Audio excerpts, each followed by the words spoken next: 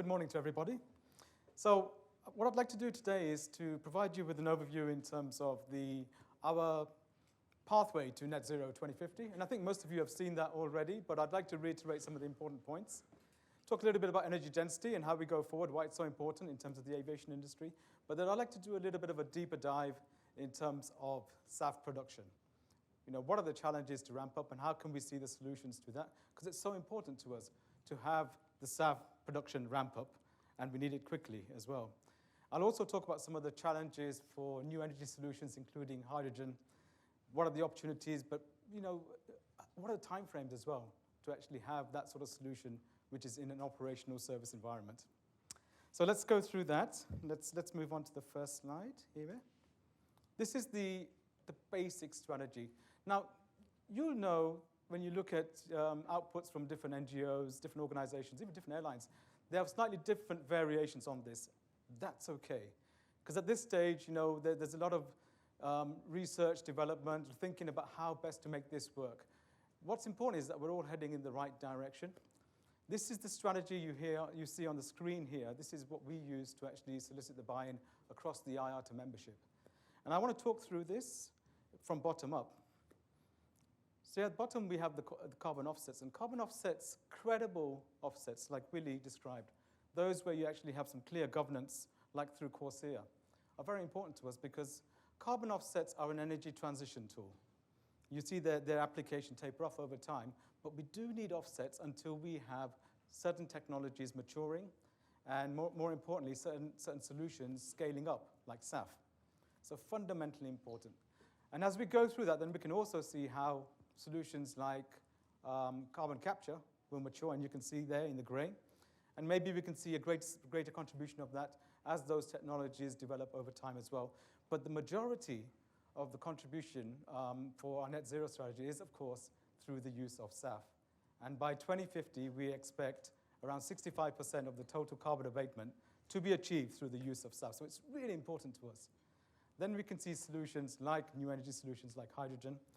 A lot of work to be done, but certainly a very interesting prospect. We'll talk about that. In the green, you can just see things which we haven't quite foreseen in terms of modeling.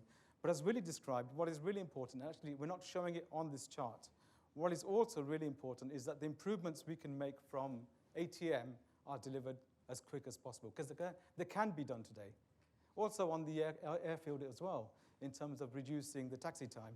All these things can be delivered much quicker than they are today. So all these, they need to be progressed. And we will certainly be working with all of our infrastructure providers to make sure that happens.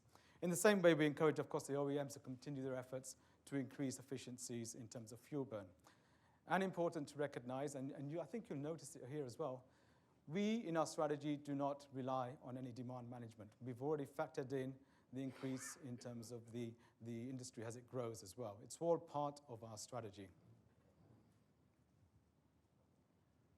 Energy density is really important. So we want to use air transport as we know it today. And so for conventional jet fuel, and here you see it labeled as Jet A1, we have 43 megajoules per kilogram. Now SAF is a drop-in solution, right? So SAF has the same combustible properties. So it basically operates in this very similar way to jet. That's why it's such a good solution. It's a drop-in. You can use the existing fuel system on the ground, the distribution system. You can use the existing fuel aircraft systems and also the engines. So a wonderful solution to net zero. Battery, some of you, of course, may have an interest. What is the opportunity for battery? Well, much less. It's at the top of the chart, but you can't even see basically the level of energy density there. You can see how different it is compared to conventional jet. So even if battery improves in terms of capability, and some proponents would say threefold, it's still not going to provide enough energy density for really making a difference in aviation. Hydrogen does. Hydrogen has an energy density about 3 times that of jet or SAF.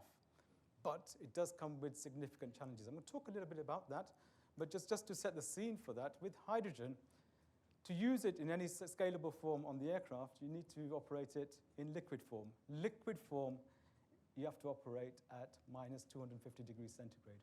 So there's a challenge, one. And the second challenge, of course, also is it's lighter, even in that form. So you require significantly more volume. We'll talk a little bit about that. First, let's talk about SAF, because this is really important for us. The ramp-up of SAF is fundamental to the success of our Net Zero 2050 strategy. So where are we? I mean, we're starting from a low baseline. I think we all know that. In 2021, last year, we had 100 million liters of SAF.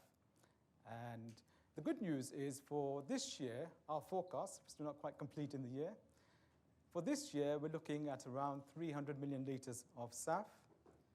A more optimistic forecast would be around 450 million liters of SAF.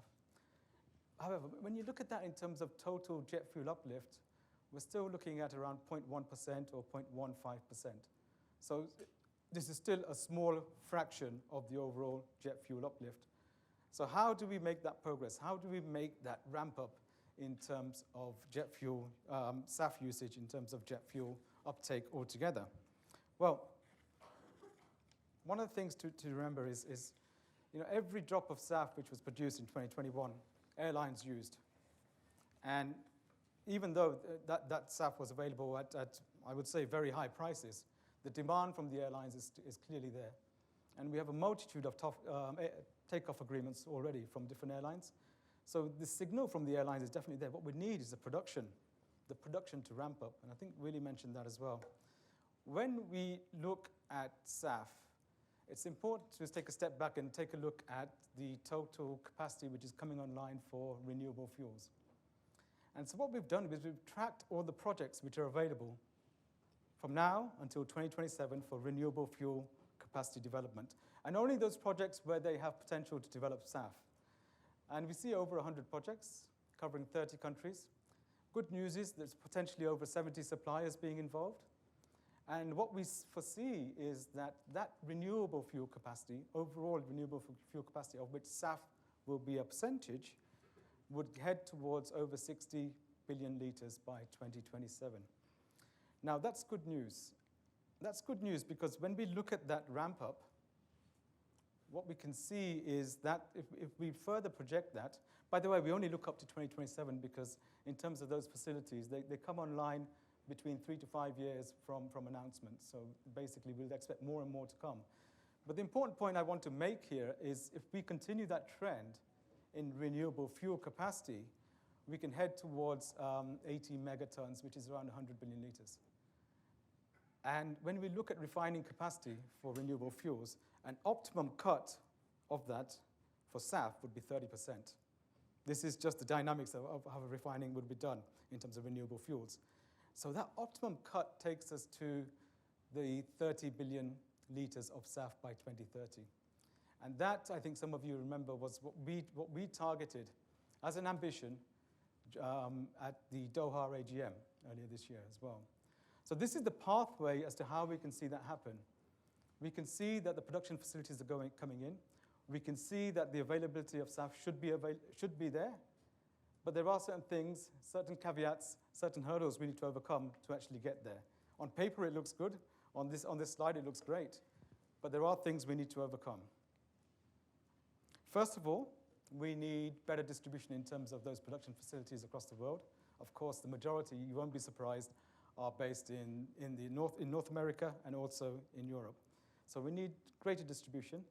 Secondly, in terms of the technological pathways which are used for the development of the renewable fuel and therefore the SAF as well, it's predominantly based on the HEFA solution. So this is the hydroprocessed esters and fatty acids solution. And just to give some more clarity to that, it's, for example, when you use used cooking oils, you're using the HEFA solution. So you can see, when we looked at all of the solutions which are out there right now, at 2027, the vast majority of them are going to be using the HEFA pathway, over 80%. And what we want to see is more diversification in the feedstocks which are used, and secondly, in terms of the pathways as well. So we would like to see more progress work, and there is a lot of effort being undertaken, but we'd like to see more progress in terms of the use of municipal waste for feedstock, or forestry residues, or agricultural residues as well. And we'd like to see more progress in terms of pathways which use alcohol to jet. By 2030, I'm hoping we reach the 30 billion liters target that we identified earlier. I would really hope to see that pie chart on the right-hand side much more balanced. And that would put it in a very good situation, I think, going forward. So just to summarize, we've seen an increase in terms of the actual percentage of SAF which is available right now. By 2025, we see a 400% increase. By 2027, it's a 600% increase. We can head towards that target which we set out at our AGM in Doha. We can head towards SAF having basically a volume of around 30 billion litres by 2030. But we do need to make sure that there are the right incentives for the development of production of SAF as well. So right now, just to be clear, right now, of course, as you're all aware, you get various incentives for the production of biodiesel. And what we need to make sure is those incentives, those government incentives, do not adversely restrict the production of SAF itself. So we need to make sure aviation is not forgotten in the refining process.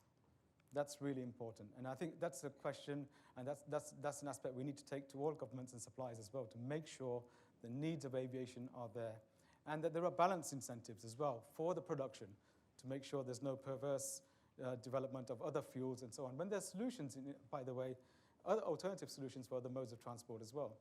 So aviation needs to be on the priority list in terms of SAF availability. Critically important. So just to re-emphasize, we're starting off very slow, very small, 100 million litres, 2021. We needed to get, on that big red chart I showed you, we needed to get to 450 billion litres by 2050. So that's a scale-up factor of around 4,500 times. And people will say to me, that's insurmountable. How could you achieve that? Well, we achieved that because we need to push for the ramp-up, which I've just shown, between now and 2030. We need to get to that tipping point, 30 billion litres, by 2030. Because once we do that, then we have 2 decades to scale up 15 times. And that is achievable. The hard work, the advocacy, the working together across the industry, the buy-in from the industry has to be done between now and 2030, and that also requires the right government policies which are more balanced and also considerate of aviation needs as well. So that's sustainable aviation fuels. Now we move on to hydrogen. Just as a reminder, so we talked about SAF. SAF is a great drop-in solution. You can use the existing system on the ground and in the air as well. But SAF, when it combusts with air, it does emit CO2. That is offset, or that is negated through the feedstock benefits, etc. Hydrogen is a very different solution because it's a carbon-free fuel, but it comes with quite some significant challenges. First of all, let's have a look again, like we did for SAF, in terms of energy volumes and how it compares with global needs, etc. So for hydrogen, when we forecast out as to what the aviation needs would be for hydrogen, and bear in mind, you need hydrogen to refine fuel anyway. Hydrogen is used when you refine crude. Hydrogen is used when you refine for renewable fuels as well. It's actually an input. So it's an aviation need anyway in different forms.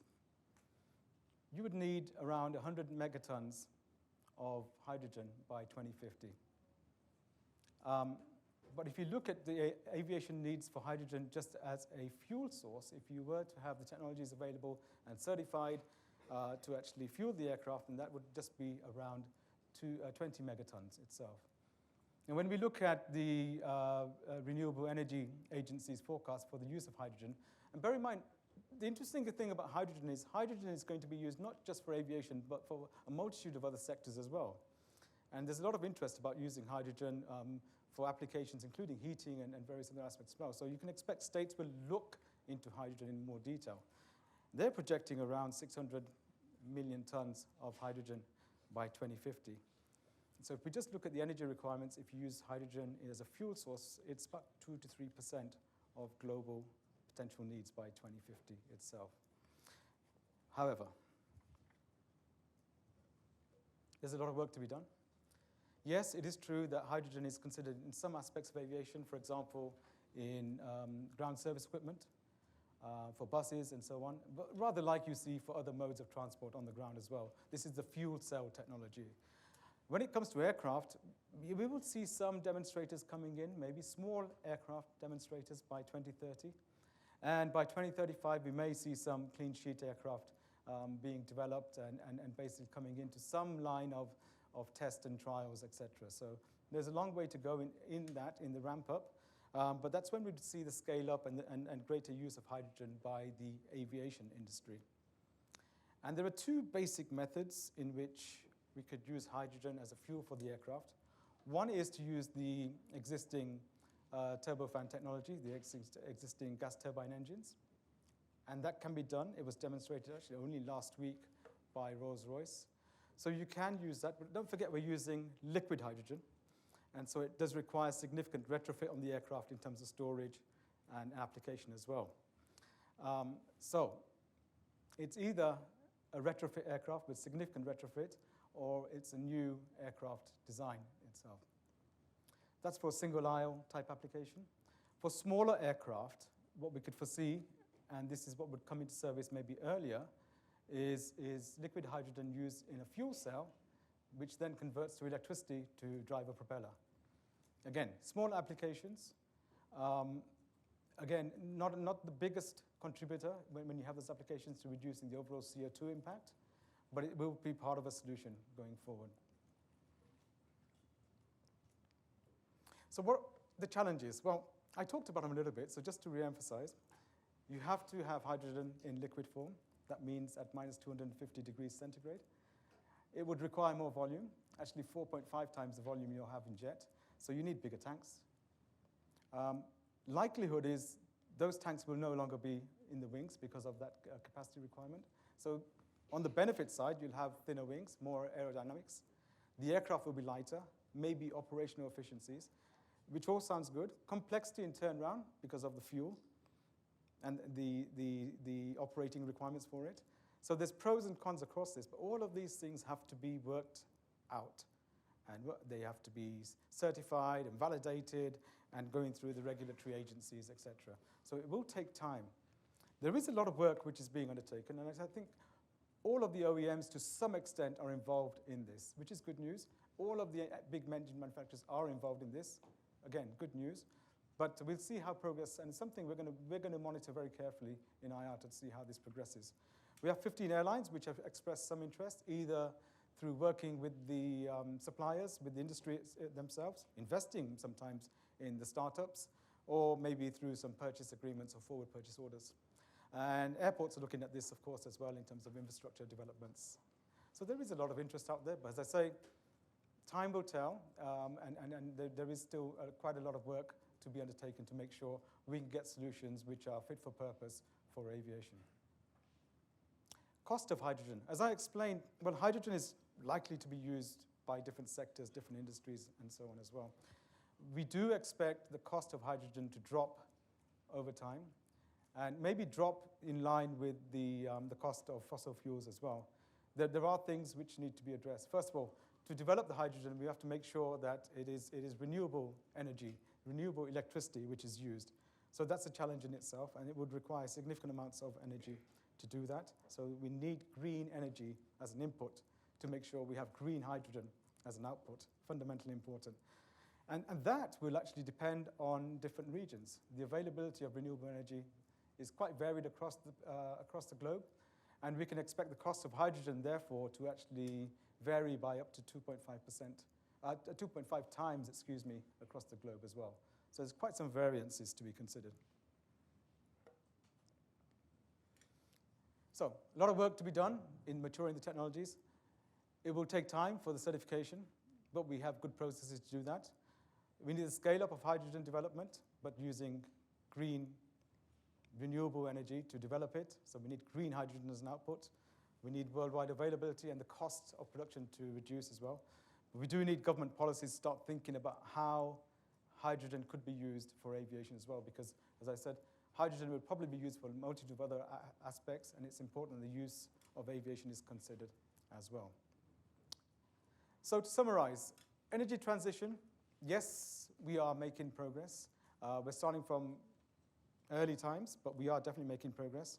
We need to push on all the levers. SAF, I talked about. New energy also. Also carbon capture, Willie mentioned before, and offsets, they all need to be considered. We have to work with our infrastructure providers to make sure they deliver solutions which are already available for air traffic management, also on the airfield as well, to optimize fuel burn, and also continue to work with the OEMs to make sure we have continued efficiencies in terms of airframe design and engine design as well. Fundamentally important. For SAF ramp up, there is a pathway where we can see this as a good solution, and we can reach our tipping point of 30 billion litres by 2030. But we do need to make sure that we have continued support for those production facilities going in, and that governments make sure they have the right incentives which are balanced, so there's no perverse incentives to produce less SAF than what would be an optimum output from a refining. So work to be done there. We also need to make sure there's diversification in terms of the pathways for SAF and the feedstocks. And as we get more suppliers involved, we'll be able to form a workable market, and that has to drive down the price for SAF. Really important. In hydrogen, there's a lot of interest in terms of solutions, and the industry is working through different groups and so on to actually produce solutions, which is good. The timeframes are longer, a lot of research and validation to be done, but also maybe some interest and some need for governments to start thinking about how hydrogen could be used in terms of their national strategies and what the aviation use could be.